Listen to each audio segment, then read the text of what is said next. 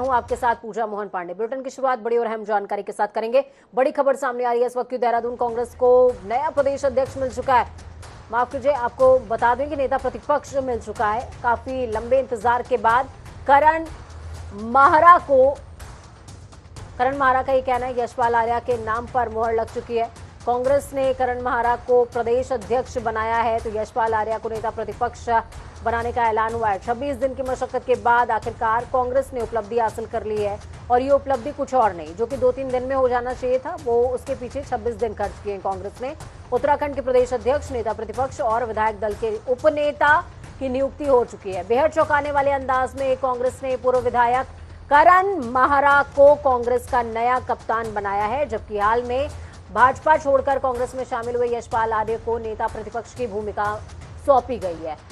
वर्तमान विधानसभा चुनाव में खटीमा सीट से सीएम पुष्कर सिंह धामी को हराकर विधायक बने भुवन कापड़ी का प्रमोशन करते हुए उन्हें विधायक दल का उपनेता बनाया गया है। तो कांग्रेस ने राष्ट्रीय महासचिव केसी वेणुगोपाल की ओर से नियुक्ति का आदेश जारी कर दिया है। उत्तराखंड विधानसभा चुनाव में मिली हार के बाद कांग्रेस ने प्रदेश में पार्टी में बड़ी तब्दीलियां करने के संकेत पहले ही दे दिए थे, और ये संकेत बेहद बड़े थे, जिसका प्रतिफल आपकी टीवी स्क्रीन पर। इसी के तहत कांग्रेस आला कमान ने करण माहरा को उत्तराखंड कांग्रेस प्रदेश अध्यक्ष नियुक्त किया। इसके साथ ही यशपाल आर्या को नेता प्रतिपक्ष की भूमिका सौंपी गई है। अंकुश डोभाल हमारे साथ में जुड़े हुए हैं, राजधानी दिल्ली से हमारे साथ में अंकुश जुड़े हुए हैं फोन लाइन पर। अंकुश, क्या कुछ अपडेट? आखिरकार जिस बात का ऐलान 5 से 6 दिनों में हो जाना चाहिए था, 26 दिन की एक्सरसाइज के बाद आखिरकार कांग्रेस अब उस पेज पर है कि उनके पास अब अपना प्रदेश अध्यक्ष भी है, अपना नेता प्रतिपक्ष भी है और विधायक दल का नेता भी है।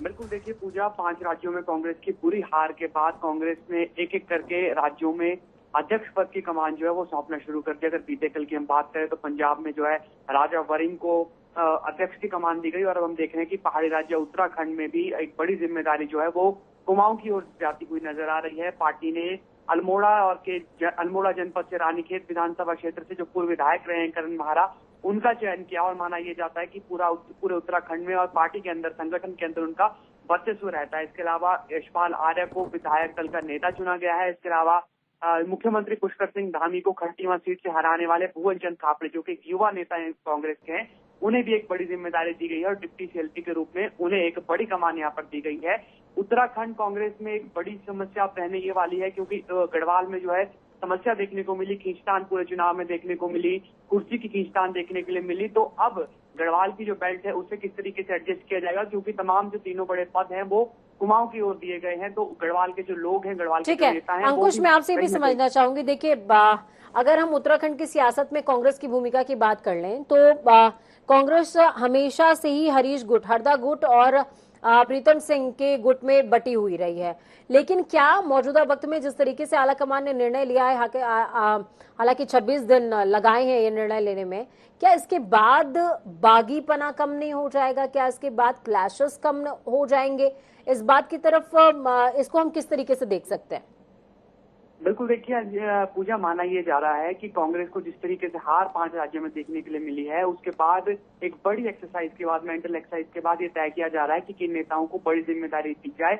ऐसे नेताओं के चेहरे को चुना जा रहा है जो नेता पूरे संगठन में पकड़ रखते हो और साथ ही साथ प्रदेश में भी पकड़ रखते हो। और माना ये जा रहा है कि जिस तरीके के चेहरे कांग्रेस की ओर से चुने जा रहे हैं, ये साल 2024 में होने वाले लोकसभा चुनाव की तैयारी भी माने जा रहे हैं, और इसी के मद्देनजर जो है वो ये बड़ी जिम्मेदारी दी गई है। इसके अलावा एक गुटबाजी जो है कांग्रेस में, न केवल उत्तराखंड में समस्या है, बल्कि जो अन्य राज्य है, बड़ी समस्या गुटबाजी कांग्रेस में रही है। तो कांग्रेस कोशिश ये कर रही है कि बड़े नेताओं को जिम्मेदारी दी जाए। ठीक है, बहुत शुक्रिया अंकुश हमारे साथ जुड़ने के लिए, हम जानकारी साझा करने के लिए।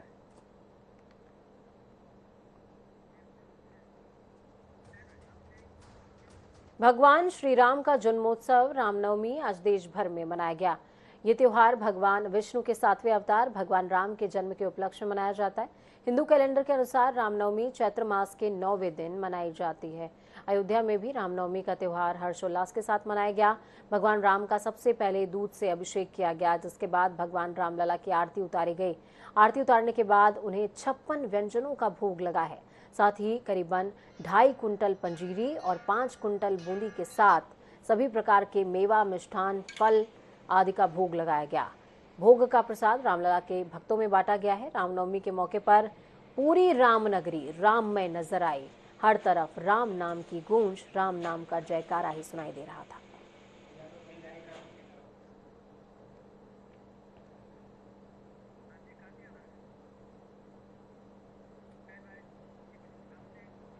बहुजन समाज पार्टी की मुखिया मायावती ने कांग्रेस के पूर्व अध्यक्ष राहुल गांधी के उस बयान पर प्रतिक्रिया दी जिसमें उन्होंने कहा कि यूपी चुनाव के दौरान बसपा के साथ गठबंधन करना चाहते थे, लेकिन पूर्व सीएम मायावती ने कोई जवाब ही नहीं दिया। इस पर मायावती ने कहा, कांग्रेस अपने बिखरे हुए घर को संभाल नहीं पा रही है।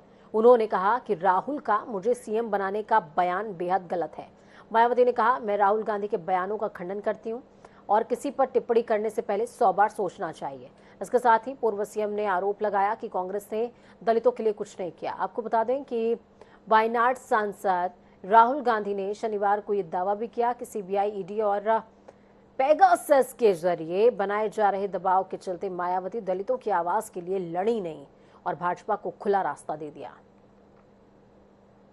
कांग्रेस पार्टी के पूर्व अध्यक्ष श्री राहुल गांधी ने हमारी पार्टी व खासकर पार्टी की मुखिया को लेकर जो कुछ टीका टिप्पणी की है, तो उससे इस पार्टी की विशेषकर दलितों व अन्य उपेक्षित वर्गों के साथ साथ बीएसपी के प्रति भी हीन व जातिवादी मानसिकता तथा द्वेष की भावना भी साफ है।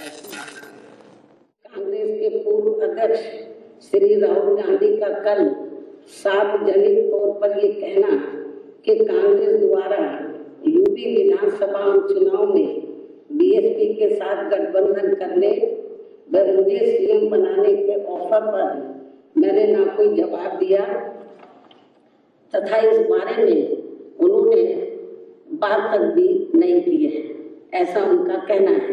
ये बात पूर्णतः गलत है, तथ्यहीन है।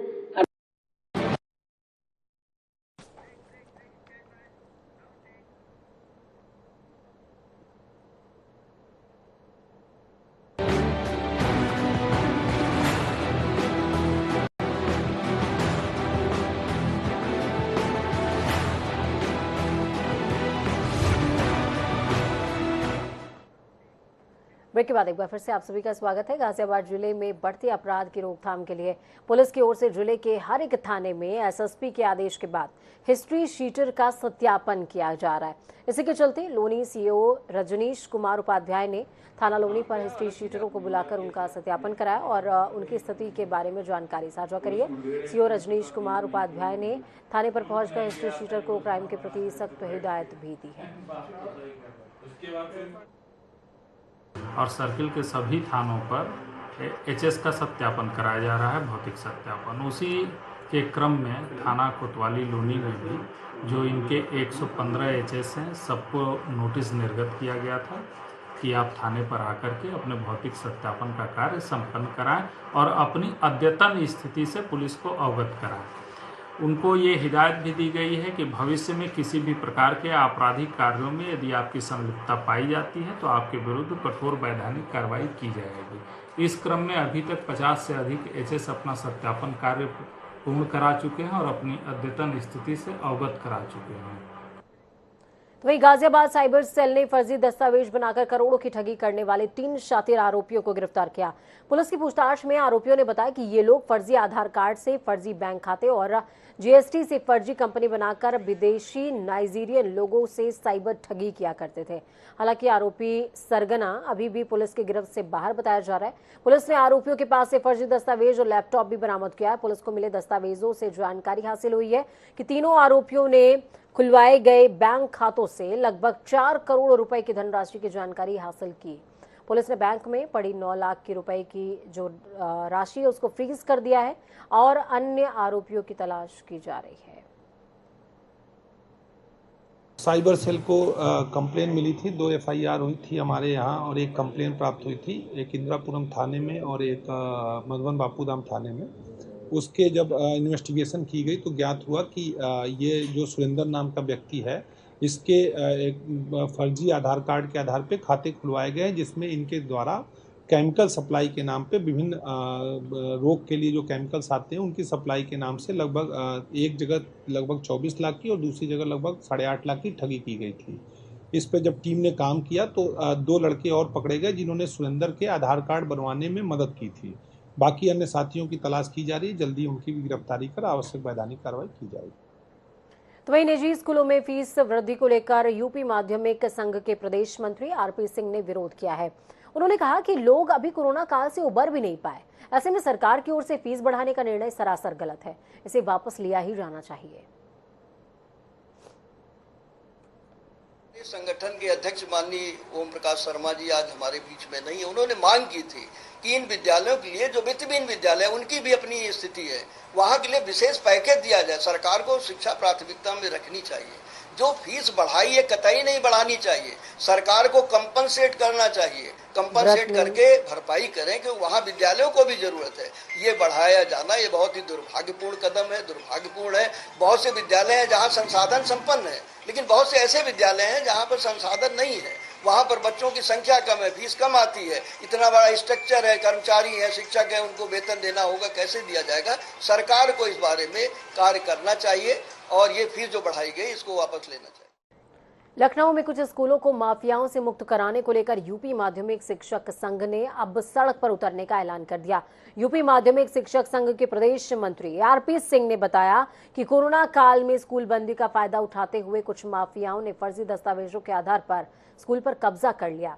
इस मामले पर मुकदमा भी दर्ज कराया गया और मंडलायुक्त रंजन कुमार ने जांच के आदेश दिए हैं, लेकिन अभी तक इस मामले में कार्रवाई नहीं हुई।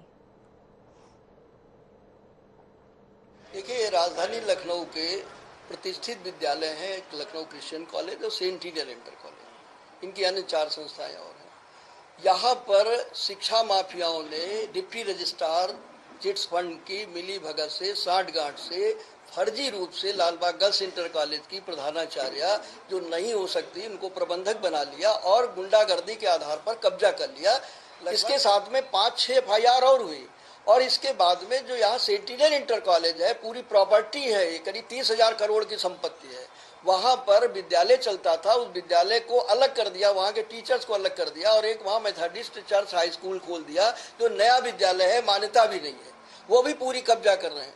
शिकायत की जा रही है, इसकी FIR भी 29 मार्च को हो गई है। इसके पहले ज्ञापन देंगे और कार्यवाही अगर नहीं होती है तो संघर्ष को हम आगे बढ़ाएंगे जब तक कि शिक्षा माफियाओं से लखनऊ क्रिश्चियन और सेंट टील कॉलेज मुक्त नहीं हो जाता, दोषी लोगों को गिरफ्तारी नहीं होती, तब तक हमारा यह आंदोलन जारी रहेगा।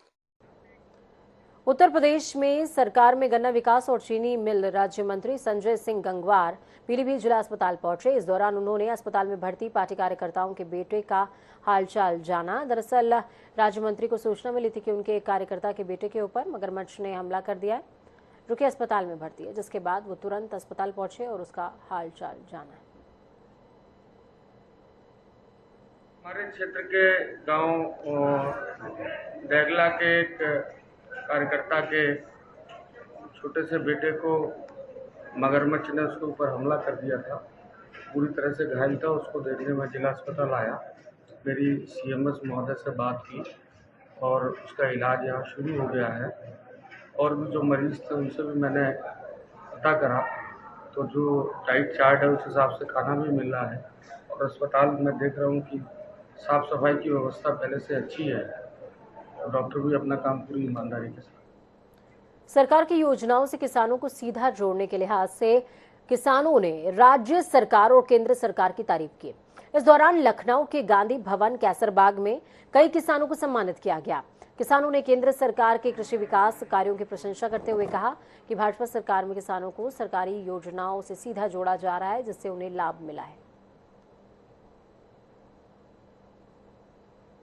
केंद्रीय कृषि विकास संस्थान द्वारा संस्थागत योजनाओं के लाभ हेतु कृषकों के पंजीकरण हेतु और ऑनलाइन पंजीयन, इसके साथ ही साथ कुछ सदस्यता कार्यक्रम ये संस्थान द्वारा गांधी भवन में संपादित हुआ।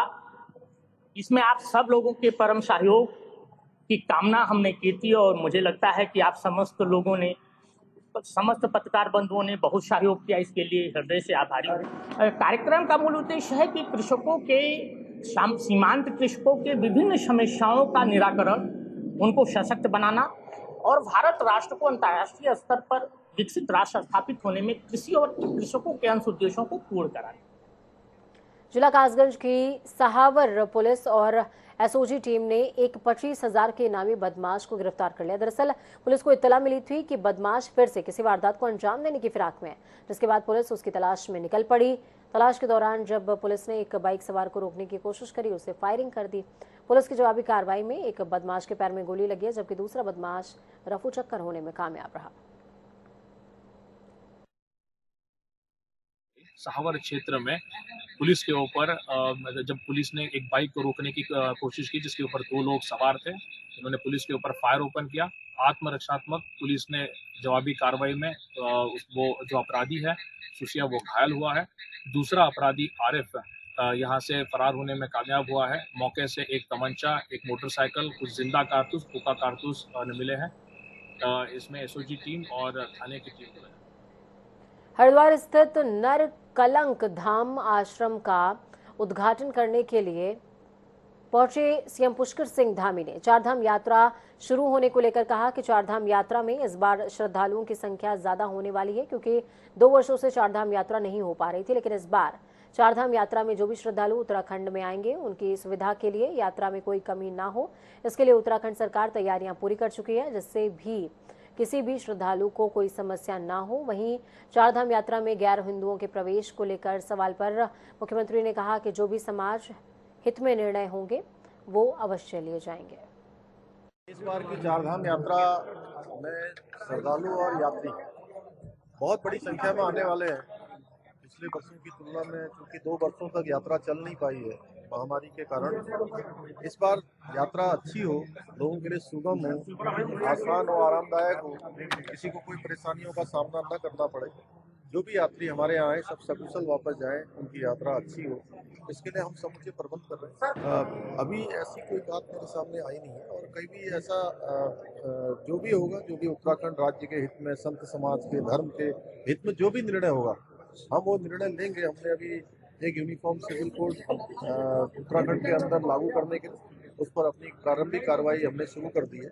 आगे भी जो जरूरी होगा उत्तराखंड राज्य के हित में, यहाँ के पर्यावरण को बचाने के लिए, यहाँ की जनसंख्या के घनत्व को बचाने के लिए, यहाँ की जो संस्कृति है, धर्म है, जो हमारे यहाँ की देवभूमि की जो अपनी मान्यताएं हैं, उन सभी को सुरक्षित और संरक्षित करने के लिए जो जरूरी होगा वो सब। उत्तराखंड में चारधाम यात्रा को लेकर हर सेक्टर की तैयारियां अपने अंतिम चरण पर पहुंच गई हैं। इन्हीं में से एक महत्वपूर्ण हेली सर्विस को लेकर के भी तैयारियां पूरी हो चुकी हैं और ऑनलाइन टिकट खोल दी गई है। उत्तराखंड में आगामी 3 मई से चारधाम यात्रा की शुरुआत हो रही है। इस बार शुरू हो रही चारधाम यात्रा कई मायनों में महत्वपूर्ण है। बात चाहे प्रदेश में नई सरकार के गठन की हो या फिर कोविड-19 महामारी के बाद शुरू होने जा रही पहली बार यात्रा की, जो भी बंदिशें हैं वो हट चुकी हैं। ऐसे में चारधाम यात्रा के लिए उत्तराखंड नागरिक उन्नयन विकास प्राधिकरण की ओर से हेली सेवाओं की बुकिंग के लिए भी गढ़वाल मंडल विकास निगम की वेबसाइट पर ऑनलाइन बुकिंग खोल दी गई है।